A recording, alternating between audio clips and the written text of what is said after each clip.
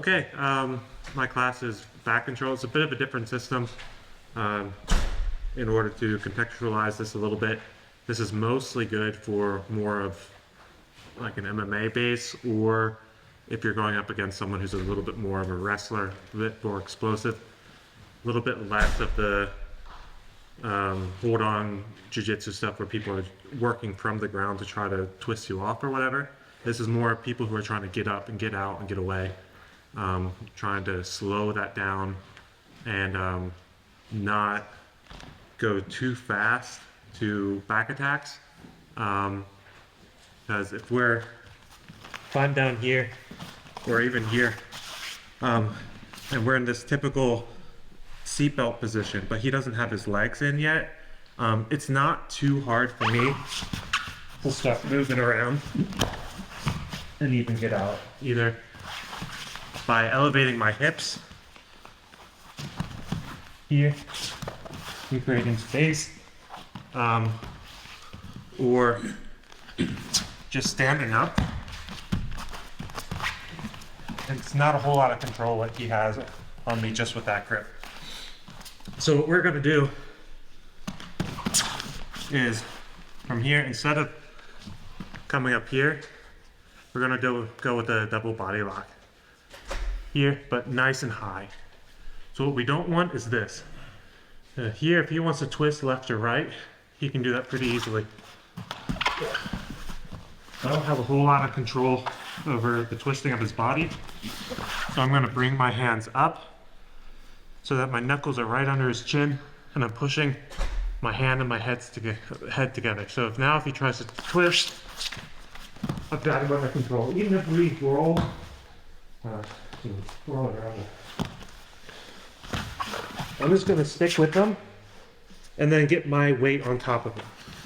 So that's the first exercise for today. Go to your knees. So one person goes down on their knees, the other person is on top. Hands come up to the chin and start slowly. So from here, if he's moving, I'm gonna move, and I'm just gonna stay on my feet and stay behind him. And then always work to be on top. I want to have my head above his head, and I'm staying mobile on my feet. Like that. That's the base of this control. So we don't have his legs, and his legs are hard to get.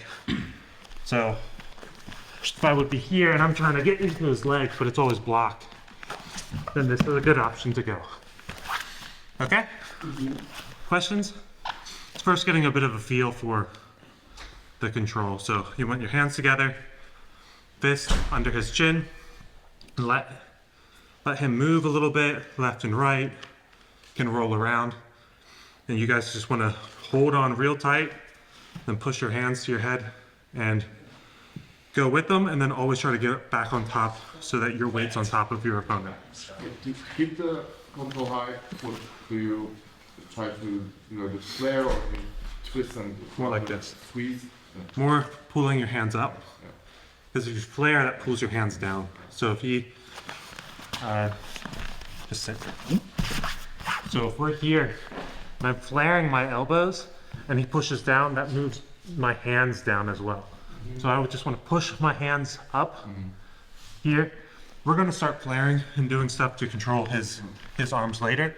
But as far as the control goes, it's more important to get the hands up than to get the elbows up. Anything else? All right, go try it out.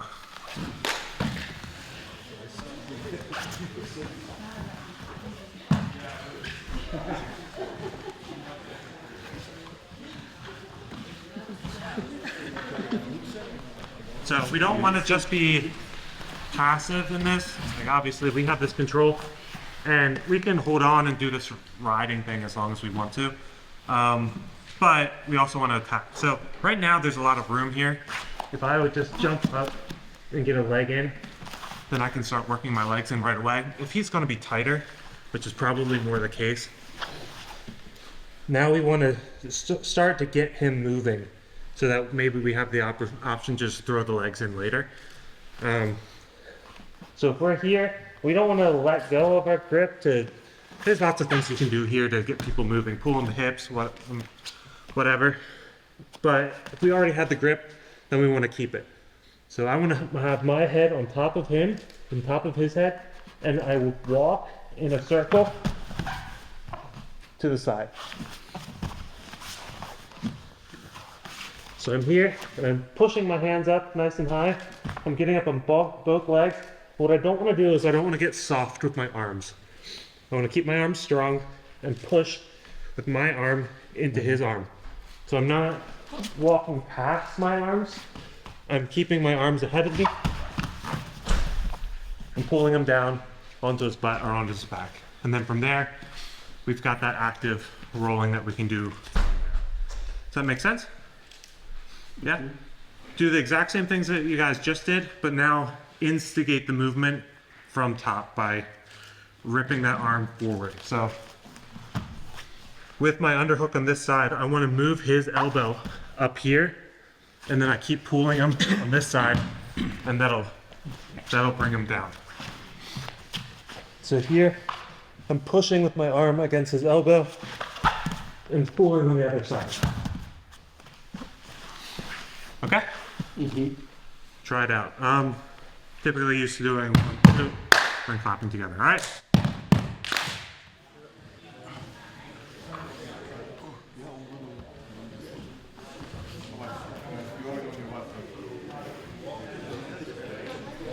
So, now because we're on our feet, that does make the process of getting the hooks in, because we don't want to go for chokes usually until our hooks are in, so that we have some sort of control over his body, especially, my background is more of an MMA background, and so you really don't want to give up position going after a submission in my sport, but also if you're against an explosive wrestler who you know if you make one mistake, he's going to be on top of you and just smashing you for the rest of the round and winning with his 2 points.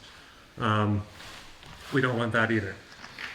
So we want to really work on building our control bit by bit. So we're here, and we're doing the same movement that we just did. We're walking, and we're pulling him down to one hip. So the first thing that we want to do is we want to keep our head on top of him here, and then we bring our leg up and over. It's not necessarily the best control usually to have the top leg in. We usually want the bottom leg in, but because I'm on my feet, this is hard to get my knee in here. So now we have two options. Either if I'm stronger than he is, I'm gonna get my foot to the ground, and I'm gonna run his elbow here and try to stretch him out. If he's stronger than I am, I'm gonna try that. So run him down, he's on one hip, and I get one leg in here, and I'm trying to stretch him out, but he's real strong. So now I'm just gonna sit back, fall to the other side, and try to get my leg in that way. And once we get both legs in, then we can start adjusting our grips and going for backpacks and working in our chokes. So again, if a guy is strong, sweaty, explosive, I don't necessarily want to be letting go of my control too soon, because he's just going to reverse me or get out. So here, running to the side. Now we're here. Coming in with my heel, I'm pushing his hip back. If I can, I'm pushing him over here. And I'm riding him. And this is eventually where we want to get. If I can't get in there, then I'm hooking, and then I'm pulling back on top of me, and I'm stretching him out the whole time. I want to be pulling his elbows up. And from here, I can also get this back mount position. And we'll go into more detail on that in a second. Okay? Make sense? Let's go.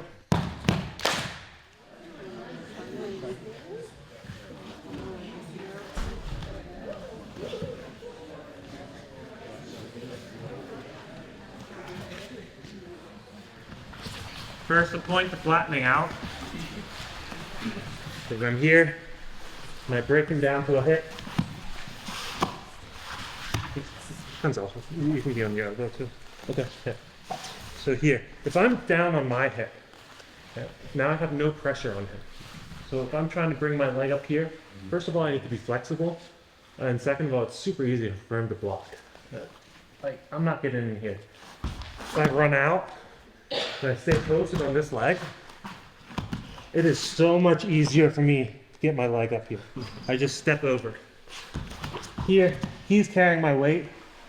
I'm just stepping right over, getting that knee in, and then I can work on riding them out and flattening them out. Once we get here, what I like to do is I like to slide behind his hip, and if I don't have the second leg in, so I've got this leg in, this leg is not in. I like to get below his hip, and I bring this foot into his knee, and I just pull his knee out. So now I'm here. And I lift my heel, and I push his knee. So now if he's trying to move, it's gonna be really hard for him. Yeah. And if he's strong enough to get up on the knee, then I can pull my leg in. If I'm in here, this is just asking for a body triangle or something like that. So we can move on to different leg locks or leg configurations from there. But what we want to concentrate on for today, here, we're running them out. I'm pulling them down to one hip. I'm on my knees or on my feet. I'm swinging over. I'm hooking in here. I'm bringing his elbow up, pushing his hip down, and I'm getting on top. Opening up his legs, and I'm lifting his knee off the ground. Here. If I do this correctly, this leg's going to be raised. It means the other leg's probably going to be the one that he gets up on. So he's probably going to get onto this knee if he's trying to get up.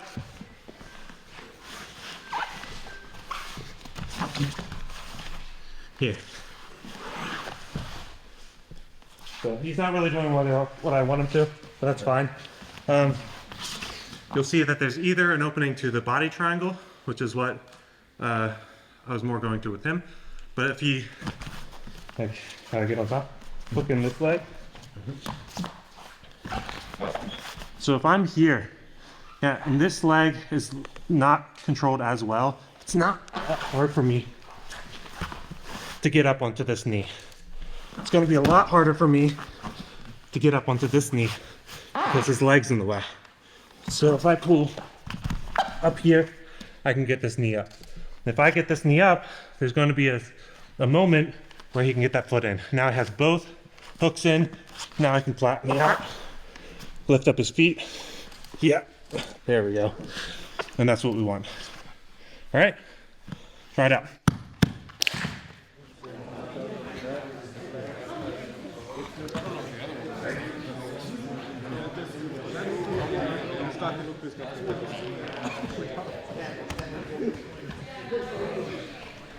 So before we continue with some different grips and different control options, we're going to get some finishes now.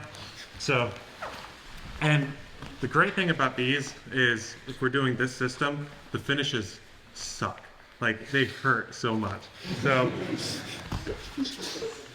it's, I don't know. I don't know about you guys, but like when I'm in competition, it is my goal to make my opponent question ever choosing this sport as their hobby, and just to like suck all the fun out of it. Like I don't know. Maybe I'm just weird, but that's always my goal. So that's what we're gonna do today. So we're bumping the elbow, we're dropping his hip. We're getting on over, and we're making sure that our hands are high. We don't want to slip down here where he can move his elbows. Here, and now we're riding him forward. If we can get both in, that's great. If not, we can do it with one. From here, I'm just keeping my grip for now, and now I'm going to army crawl forward. Here. So what I'm doing with my hip, I like to call it the mermaid position. I'm trying to do this, but his legs are in the way. So I'm really hipping into him, and now I just walked his hands forward. Depending on the rules, If you're in a cool tournament, you can do this. If you're in a sucky tournament, you can't. So you get both hands on the back of his head, and you full Nelson. Great. So that's one option. It's just walk the arms up, and as soon as the arms are up here, put one hand on the back of his head, the other hand on the back of his head, and you just do the banana. It's fantastic. And even if it doesn't work as a submission, you just sucked all the fun out of this for him. So we're here, and we're walking forward, and that's one option. Hand here, banana. Yeah. If he is too strong and I can't get his elbows up, so he's pushing his elbows down here, then what I want to do is I want to grab one of them, and I say, okay, you want your hands down here? Now you keep them down here. Push his hand down below him, and pull out my other hand, and then I can start attacking. If he wants to prolong this process, and he hides his chin, it's not a big deal. Just grab his forehead and open it up. So he's here, he hides his chin, I can't get in here. I just bring my hand on his forehead, I lift. Now it depends on how I want to do it. I can just slip down usually and neck crank him. If he's going to defend with his chin, then I'll just break his chin. I don't really care too much. Tap's a tap. But if he doesn't want me to break his chin, he's going to have to lift his chin, and then I get a clean choke. So he decides if it's a neck crank or not. So it's not my fault. Okay? Are we good with those options, or do you want to see them again? Once again. Once again. So again, these work with one hook in, but they're better with two. So we work until we get two hooks in, our hands are together, and we army crawl forward while we're putting constant pressure in his hips. I get one hand up, I get the other hand up, and I full Nelson and a banana. Yeah. Or his elbows stay strong, and so I grab his hands, and I put them under him, and I stretch my arms out. Like this. Free one hand, and I try to get in under his chin. That's often people concede in this position, and they just sort of give you it. But if he doesn't, then you just grab here, and you push to his shoulder, and you pull up. Then you slide down, and then you have it. Okay, there's a lot of different options of things to do from there, but that's one that works pretty well for me. Okay? Try it. No. As nice as I can.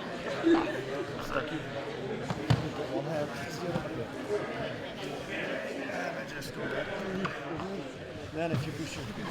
So up until now, we've mostly been working with our gable grip. We can be a lot more dynamic with the hands. So we're here, and we've broken them down to a hip. And we want to keep working from here. If he's posting on an elbow, this is a great opportunity to get a wrist ride going. So just bring the hand down to his wrist, and now you pull his wrist to his hip. Okay. Now we've got the power of an underhook under his armpit, and we've got great hip control, and he can't use his arm. The other hand, we bring from his chest up here. Okay. So from here, we can do more or less the same stuff. We can get on here, and we can stretch him out and just work him to here and do the same things. Or we can use this grip that we have to create a little bit more leverage. So if I'm here, and I've switched here, and I'm coming over here, I can really get him twisted here. And if he starts getting up on this knee, like here, I can just roll him through, and this is great control. Like, really good. Like, we can switch to this, like, weak side back controls from here, with the arm bars and the triangles and stuff like that, if you want. Or we can just keep riding into this dominant pressure style game. One more time, the only thing we're changing is removing the grips a little bit. So we're here, we're breaking him down to a hip. Now he's posturing up to his elbow, and I'm grabbing his wrist, pulling his wrist in, and this hand comes up here. I don't want to be too far down here, because then he can swim over and swim over here. Now we're here. Also a great position. I love working from here, but we don't have the back anymore, and we're trying to get the back.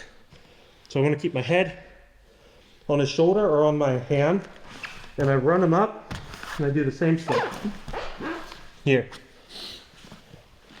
Locking in to here, and from here, this is the hand that I want to take out to attack. So the hand that has the half Nelson gets pulled out to attack the chokes. Don't take the wrist ride out if you don't have to. Okay, same exact things. Now we're just going to wrist ride and half Nelson, using that to break him down, and then going for the same attacks. Good? Mm-hmm. Let's go.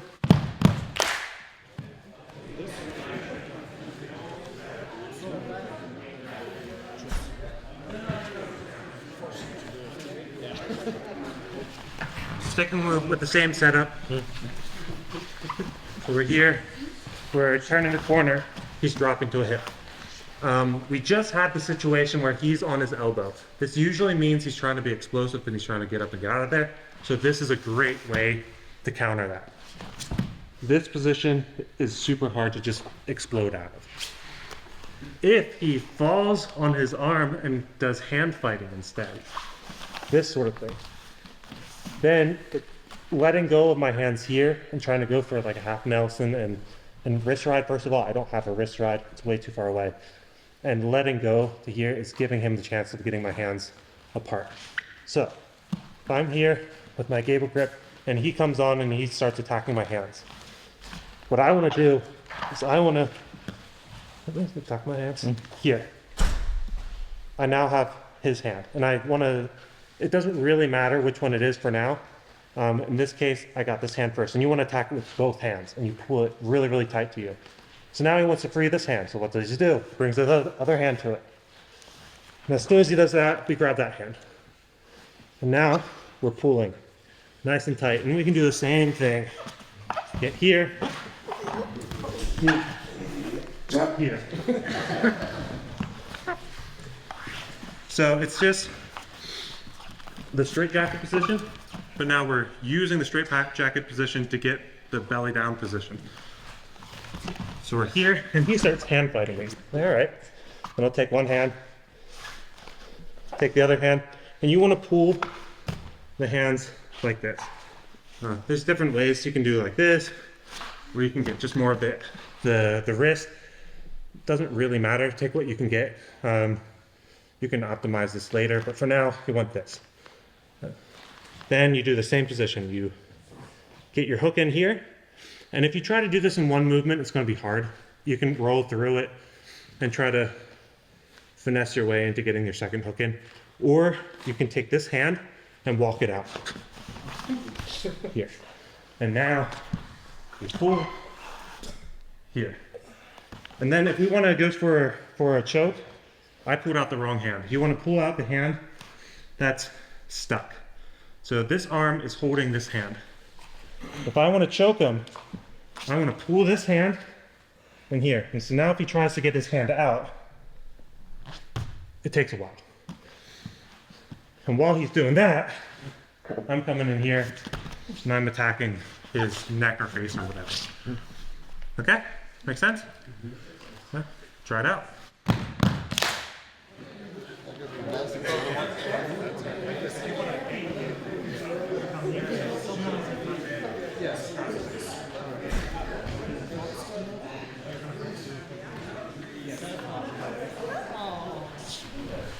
Time always flies at the end. So, same basic thing. We're here, we're running down, we're getting gear. Regardless of what position we end up getting, whether that's a wrist ride and a half Nelson, whether that's just the gable grip the whole time, or even the straight jacket. While we're going through these motions, it can always happen that he either turns real hard so that he gets his hip out again, in which case I just need to be patient and roll with it.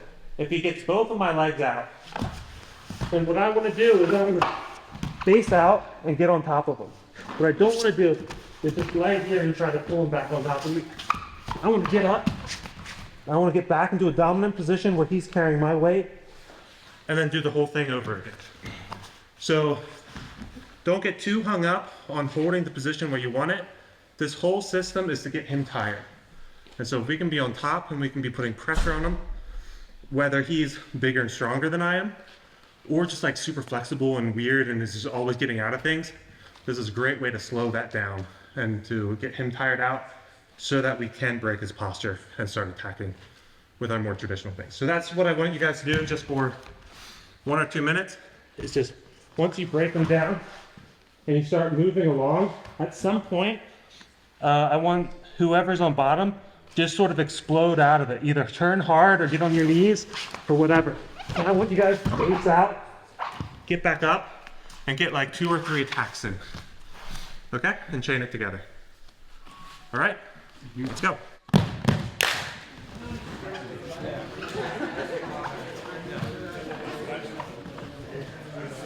Same thing again.